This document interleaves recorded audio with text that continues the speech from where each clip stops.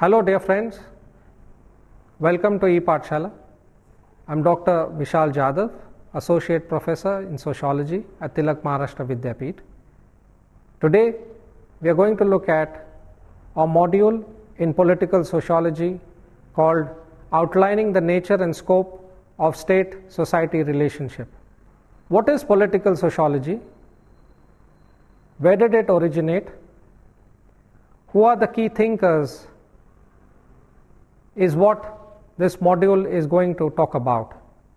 It is going to set the precedence for the other 34 modules that are going to come by.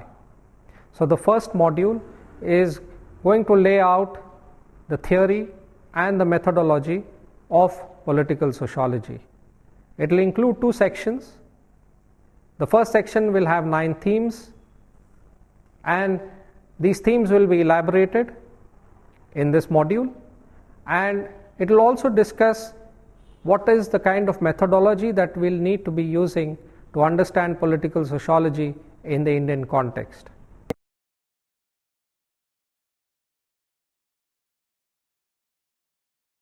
Section 1, Course Structure. The 35 modules in this course are distributed amongst 9 themes that comprise this entire course. Theme 1 looks at the discipline and considers what are some of the main concerns of political sociology by engaging with a range of important concerns such as state, class, status, ideology and power. Each of these 5 concerns are dealt with a view to elaborating how these concepts feature both a modern and pre-modern engagement in the context of society, state relationship within political sociology. Clearly, what is being suggested here is that given the different histories and cultures, the development of the discipline has followed very different trajectories both in the West and in India. In this regard, the theme also looks at the historical development of political sociology, both in the European context as well as in the Indian context. In both these engagements, an effort is made to draw out the important theoretical debates and concepts that are central to an understanding of political sociology in the way that it has developed. Thus, while European society sought to construct a society-state relationship against the backdrop of the transformation from feudalism to capitalism, such transformations appeared to be largely patchy and incomplete in the Indian context. In exploring the category of the social, in the Indian context, political sociology has had to engage with caste society. In its operations, be they structural, ideological, or experiential, caste has configured the discourse of power in a uniquely different way from that of the European counterparts. The subsequent 3 themes from theme 2 onwards are basically engaged with the theoretical discussion of the main perspectives that have been developed within political sociology. Theme 2 begins with a Marxist approach and considers how different Marxist scholars have engaged with the category of the social in understanding the political. In doing so, an attempt is made to discuss some important concepts within political sociology that have deep roots in Marxist social thought. These include ruling class, state power, ideology and class struggle. Following this, the theme looks at several important Marxist scholars with a view to highlighting the role of some important concepts that have been developed by Marxist thinkers. Thus, for example, there is a detailed consideration of Gramsci's social and political thought with a focus on his idea of intervention, hegemony and domination. Similarly, there is an engagement with Louis Althusser and his contribution to the understanding of the ideological state apparatus. Likewise, we consider 3 important Marxist thinkers, namely Ralph Miliband, Nikos Poulantzas and Ernesto Laclau, in the way that they have conceptualized the capitalist state. Finally, we also look at Habermas and the way he has conceptualized the public sphere in modern bourgeoisie society. Within these various discussions, we have also sought to focus attention on an ongoing debate in Marxist social thought which concerns civil society, political society, and the reproduction of class structure. A second theoretical tradition that is dealt with as theme 3 in this course is the Weberian approach to political sociology. Weber's influence on the development of political sociology has been enormous. Not only did he provide the theoretical legitimation for the study of power from the standpoint of the social, he also made power a core concern of his sociological explorations. In this connection, we look at some of the basic concepts of political sociology developed by Weber, which include the concept of domination, legitimation, authority, and bureaucracy. In theme 4, we look at the approaches developed by Michel Foucault on his understanding of power and how power operates with the modern political context. We look at how Foucault deals with knowledge-power relationship and his concept of biopower. Equally, we also look at how Foucault develops an understanding of the modern state in terms of categories like discipline, surveillance, and governability. Theme 5 looks at the concept of nation, nationalism, and citizenship, which are central to the development and understanding of the state of the society-state relationship in modern world. With regard to the concept of nation and nationalism, we look at two competing contemporary perspectives on these subjects in the writings of Ernest Gellner and Benedict Anderson. Both these scholars have attempted to conceptualize nation and nationalism by studying the historical emergence of these categories in different parts of the world, especially with the experience of Western societies.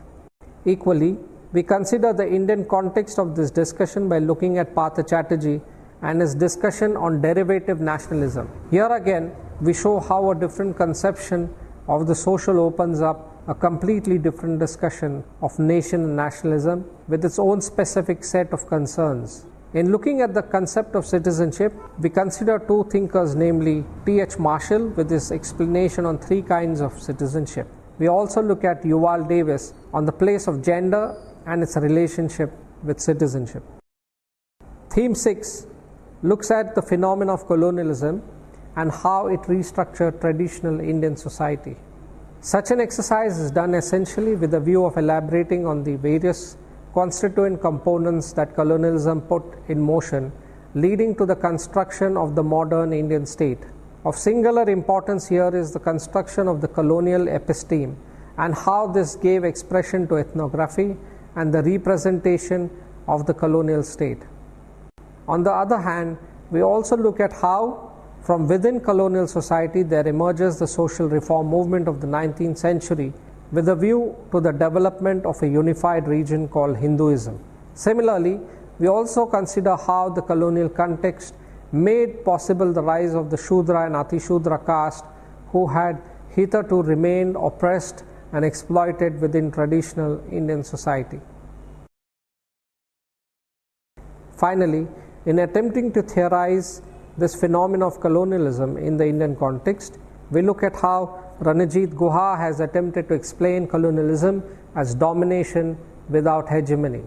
Similarly, we also look at how Partha Chatterjee discusses the growth of nationalism in the Indian context in his work, The Nation and Its Fragments. Theme 7 deals with democracy and the Indian state. Here the concern is basically with looking at the society-state relationship in the period after India's independence. The focus is to generally understand the evolution of democracy in modern Indian society. Theme 8 looks at the contested relationship between society and the state in modern India. The emergence of an independent Indian state was from the very outset marred with the issue of partition, communalism, and communal riots. Indian society has been part of an ongoing engagement with these concerns, bringing to the fore the phenomena of majoritarian and minority politics in the country. Similarly, modern Indian society has been plagued with issues of casteism that has divided the polity along the lines of caste hierarchies, calling into question the entire nature of electoral politics in the country. Further, within such a scenario, we also look at the emergence of identity politics and how this has framed a new discourse of insiders and outsiders, within various contexts that mark out the ideologies of inclusion and exclusion that have now come to characterize the modern Indian polity. Finally, continuing with this consideration of the state-society contestation, we looked at how the emergence of women in Indian politics have not only foregrounded the concern of violence against women, but also highlighted the role of feminism and its contribution to Indian politics. Theme 9 deals with the contemporary concerns that have a bearing on the society-state relationship within political sociology in the Indian context. Against the backdrop of a growing integration of the nations of the world, we look at how the global and the local begin to shape a new political in the context of modern Indian politics. Section 2, Methodology. In seeking to develop a coherent understanding of the theories, issues, concerns that constitute the discipline of political sociology, we have mainly been motivated in the direction of developing a critical and historical understanding of the phenomena under consideration. No doubt, a growing body of theoretical work in this field has made possible many relevant and important interpretations of the political. To that extent, it is possible to say that in its diverse exploration of the political, the course has paid much less attention to the behavioral and functional. Instead, the course pursues an historical approach which engages with the continuities and discontinuities in the making of the social in the context of the society-state relationship. In the Indian context, it is important to consider how such transformations have occurred in the domain of the social as it is developed from a pre-modern colonial context to that of a modern democratic nation-state. Investing the social with a sense of history not only permits a grounding of the categories of political sociology, equally, history draws our attention to the diverse conditions in which the social comes to give expression to the political. In this course, we look at how the social in the Indian context influences and manipulates the functioning of the political. Enough scholarship on this subject, Bete, Gupta, Frankel and Rao have shown that religion, caste and region are important determinants that define the manner in which the social is to engage within any given situation. Modernization scholars such as Bete and Seth have been keen to point out that with the advent of modernity, both caste and religion would have much less of a defining role in determining the functioning of the social. Yet others such as Gupta, Kohli have argued that caste and religion in themselves undergo change, adapting to the requirements of modernity, thereby giving the impression that these categories have reinvented themselves. If modernity, as Kaviraj observes, wears itself thinly on the social in the Indian context, others like Singer have emphasized the compartmentalization of the self, pointing to the problematic ways in which the social receives and reciprocates in its engagement with modernity.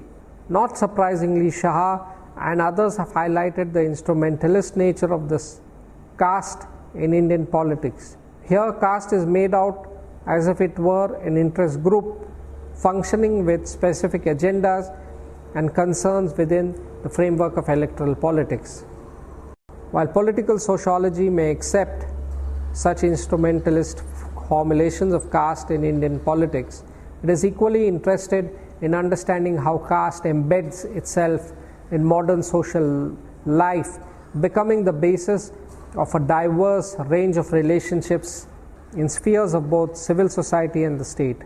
Beyond the instrumentalism, here caste relations foreground sentiments of domination, exclusion and discrimination, Jafalot and Das.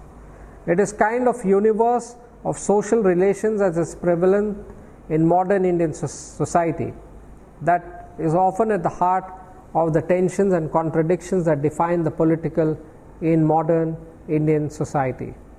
Further, the advent of democracy in post-independence Indian society has heralded a process of social transformation combined with contestations that have deeply impacted the functioning of the political, often threatening the very stability of the very democratic system. The assertive nature of lower caste politics combined with its demographic attributes has created a social which, while being deeply embedded in the discourse of caste, continues to influence the working of the political in the area of electoral politics.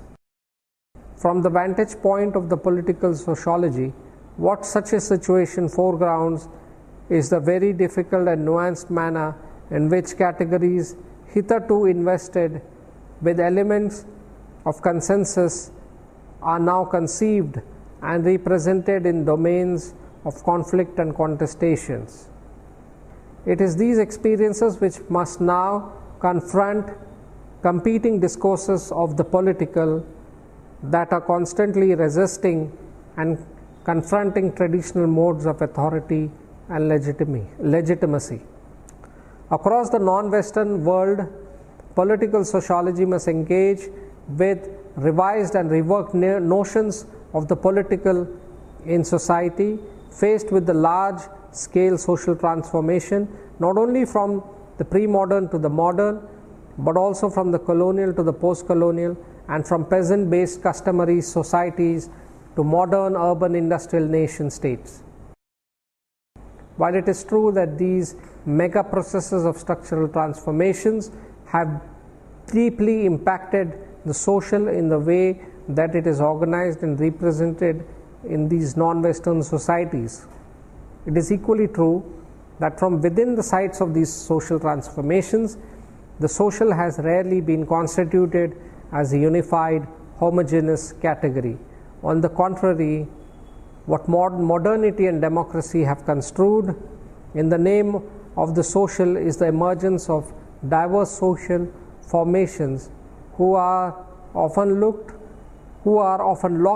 in profound contestations with each other, rendering impossible any attempt to conceive of the social and the political existing in a harmonious relationship with each other. To return back to the issue of methodological coherence outlined in the beginning of this section, it is worth noting that any attempt in representing political sociology in terms of the society-state relationship would necessarily have to contend with the issues of historical and cultural specificity. In this regard, political sociology and the discourse of the political in the Indian context was, in the decades following independence, represented by a range of social scientists who argued that the engagement with modernity would lead to dissolution of the social in its traditional attire over a period of time. The general thesis appeared to be that caste was reinventing itself, thereby becoming more adaptive to the modern political system.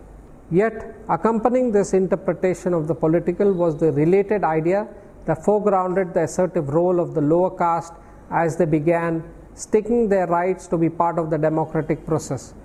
The combination of these two sets of ideas gave rise to a construction of the political which in the electoral arena became the instrumentalist quest for power, leading to the formation of a variety of caste alliances whose electoral numbers constituted the basis of the stake for power. On the other hand, the political came to represent an ever-increasing spread of caste violence across the length and breadth of Indian society. While Dalits and low castes were the main targets of this violence unleashed by the dominant caste in different parts of the country, it is also important to highlight the fact that in a singular way, lower caste assertion in the democratic sphere had destabilized, if not severely eroded, the power of the upper caste in modern Indian state. It is this construction of the political, characterized by the default lines of casteism and caste conflicts, that continues to frame the discourse of the political even in contemporary period. A second dimension in the framing of the political has to do with the construction of communal politics from the onset of independence. Both minority and majority communalisms have invested the political with sentiments of exclusion and hatred, thereby threatening the social fabric of society at large. In the decades following independence, majoritarianism has grown in both strength and numbers to dominate the discourse of the political in both spheres of state and society. What has persistently deprived majoritarianism from its quest for absolute power and domination over Indian society has been the consistent critique from the lower caste, who are convinced that such a construction of the political is in effect a well-disguised strategy of the upper caste to reinstate Brahminical rule. A third dimension of the political that becomes important for political sociology in the Indian context is the manner in which the political comes to be critiqued by the marginalized and weaker sections of Indian society. For these sections, the political is deeply embedded in the structures of inequality that continue to perpetuate upper class domination and control of Indian society. While the development path has often been used by the ruling class to offset growing concerns over inequality, exploitation and oppression, development as a strategy of growth has continued to prove beneficial for those with the resources and capacities to engage with it. For the weaker sections, it continues to be a strategy of confronting the political, demanding from it equality, justice and accountability. Framed within the context of caste assertion and caste violence, majoritarianism and communalism, structural inequality and exploitation, the political continues to become the bearer of a diverse range of conflicts and contradiction emanating from the above context. The challenge for political sociology in the Indian context lies in its ability to highlight the nuanced way in which the concerns of caste, politics and inequality intersect one another in elaborating the dynamics of the political. To conclude, we have seen how political sociology emerged from the Marxist, from the Weberian kind of theorization, and from it moved into the structuralist and the post-structuralist understandings of society and state relations. Primarily, political sociology, therefore, deals with how the social imposes itself on the political. Thank you.